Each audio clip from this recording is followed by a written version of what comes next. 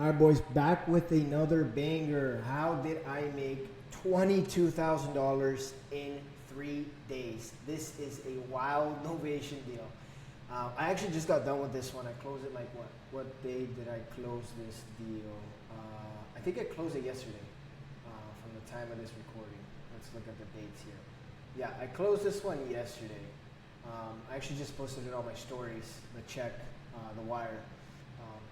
But yeah, I mean, I made $22,000 in 3 days on a Novation deal, right? As you guys can see here, right? Let's just pull this up here real quick. Make my thing a little smaller. So yeah, look at this property. I mean, insane. Hold on. Why isn't this not working?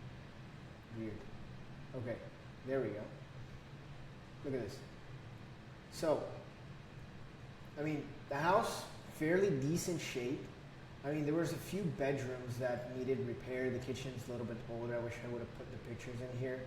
But essentially, this lead came in through Facebook, and we were able to lock this up at $380,000, as you guys can see here in the contract, right? $380,000. We got it signed, what day was this? On the 8th. Took a little while to get pictures, professional pictures done. We always like to get professional pictures done on our properties because I think they sell more than if you just send some random guy from Facebook or Craigslist.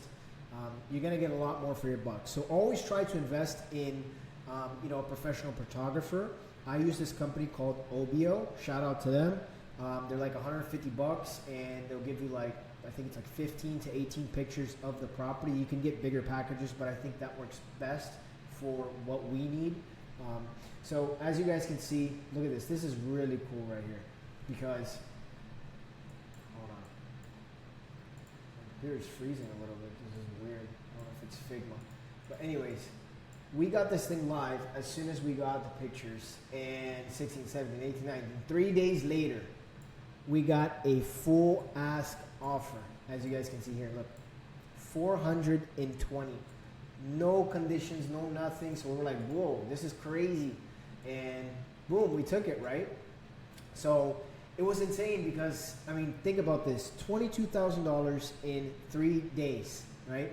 This one was a Facebook lead, and right from the start, it was a tough one to crack. The seller came in at asking for $450,000, which was practically retail price for what the property is actually worth in that specific area, right? And honestly, that wasn't going to fly. After some hard negotiations, we got him down to $330,000. As soon as the contract was signed, we listed it in no time, and the property was listed on the MLS. We used Baycom. Shout out to Baycom. They're like 89 bucks. And we listed it at $420,000, which was a bit below off the market value of what was selling in that area and what was on the market. That's another cheat code for you guys. If you're listing properties as a Novation deal and you want to sell them quick, especially in the market we are in right now, guys, I repeat to you, please list your properties below market value. And the reason why I say that is because properties are sitting on the market. We have more inventory right now in the United States than buyers. So list your properties accordingly to what they are selling in that specific market, right? So the property was in a good condition. It didn't need much, just some flooring work in one of the rooms. And a few weeks later, the first showing rolled out, and guess what? Full price for $420,000. It wasn't actually a few weeks later. It was 3 days. Okay, but hold on. Here comes the twist, right? The inspection period and drama, right? So after the inspection period, the buyer came back and requested a $20,000 seller credit on this deal. There was no room to give him $20,000. We told him no, that's not going to happen. I mean, you agreed, you walked the property, you saw everything that needed to be replaced. It's not like the roof was bad or something was bad with the pool that you couldn't physically see. It was stuff that you knew the property had issues, right? So if the realtor would have played smart, if she was actually a good buyer's agent, she would have put these terms in the beginning of the contract and not try to request them after, right? She was probably thinking there was something mechanically wrong with the property, right? And you know, that's why she thought like, oh, I'm gonna do it after. But in reality, if you actually think about it, like it was a dumb move as far as the buyer's agent, because she could have requested it up front and not on the back end. She was hoping there was mechanical issues with the property, and there wasn't. So, you know, kudos to her, but you know, she didn't. I think she could have done a better job for her clients, right? Even though I'm not, I was looking for my best interest and my client's best interest, right? But at the end of the day, we told them, look, we're not dropping the price. The seller wasn't having any of that. We knew the seller to stand firm, and we told him, the buyer, look, we can give you anything, but we did agree to fix a few things. Look, I told her, look, I can't give you the 20 grand because the seller was not going to budge at all, and I didn't have enough room. But obviously, you know me, I'm gonna call the seller anyways and try to get a reduction.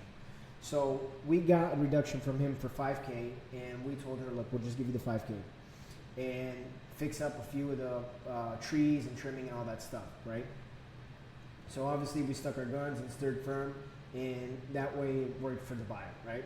So this was the crazy part, because think about this. We're on track to close this deal, and just when we thought, you know, we were clear to close, everything's ready to go, boom, storm in Texas. What do? Thank God this guy had insurance, because they needed the roof to be in good condition to close, right? There was hail, clearly hail damage. They had a roofing guy go out there and fix the whole entire, you know, do the whole entire inspection and all that. And we're like, look, the roof needs to be replaced. And we're like, what's going to happen now, right? This is a first, right? I actually never, you know, was closing on a deal and there's a storm. I mean, yes, but not to the effect where, oh, there's things that need to be fixed on the property, right? Such as the roof, right? So luckily he had insurance, and we were able to get that covered, and he didn't have to pay anything, not even his deductible. He worked with a roofing company, excellent roofing company, because it didn't cost him anything. And if it probably cost him something, I don't think this deal could have get done. I'll show you guys why. Because now, dealing with the realtor, the whole story, she was calling us every single day, stressing out. Originally, she wanted the contract for 3%, but we didn't agree with that. After a couple conversations, we got her down to 2%, right? But guess what? When we were about to close, she suddenly claimed that she never signed the agreement and threatened to report us with fraud, and it was a wild moment, but we worked through it. This is the second time this happens to me, right? I think I explained this into another video that it's the same deal. Not the same deal, but the same type of agent, where they're saying now we had 3% agreed upon, and when it clearly states 2% on the contract. Wow. But check this out, because this is very, very crazy, right? So remember that 5K credit that I was talking about over here that we got from him right here, and we gave to the buyer. So when we go to close, if you guys look at the HUD, this guy actually owed $378,000. That's why he was selling it for $380,000, and he agreed to $375,000, but he didn't actually have the money to close on the property. So what we had to do is actually pay that difference, right? And he just paid his back taxes, because if you look at the HUD, this guy needed to bring to the closing table $4,000, right? That's just in property taxes, as you guys can see here, right? And what else? I think the HOA dues, right? So the HOA dues and the property taxes. So if he would have actually paid, right? Let's think about this. Hold on one second. If he would have paid the overage, right, from 378 to 375, he would be paying way more than $4,000. So we're talking about probably around, I would say, like $7-8 grand to come to close, right? So we got it worked out with him, and we told him, look, we can't pay for property taxes, but what we can pay is the overage, right? Because we want to do this right. And he brought $4,000 to the closing table while we made $22,000. So think about how mind-blowing this is, because have you ever had a seller come to the closing table with $4,000 and they're knowing you're making $22,000? Think of the report we would have to make with that specific seller in order for him to allow us to do business, right, in the correct way. That's a win-win situation for him, right? and it's a win situation for us as well. I mean, he was going through a divorce. He didn't even care about the property. He just wanted to detach from his ex-wife or whatever situation he was having. They actually had 2 mobile notaries in 2 separate locations. The wife signed at 1 p.m., the buyer signed at 2 p.m. in 2 opposite different locations. So the guy just didn't even care. He just wanted to get it done, and we were able to provide a solution for him. So again, if you are able to handle objections, handle this amount of paperwork, right? And you are able to provide a solution to your seller, you are going to make money regardless, whatever real estate field you are in, as long as you are providing a solution to the customer.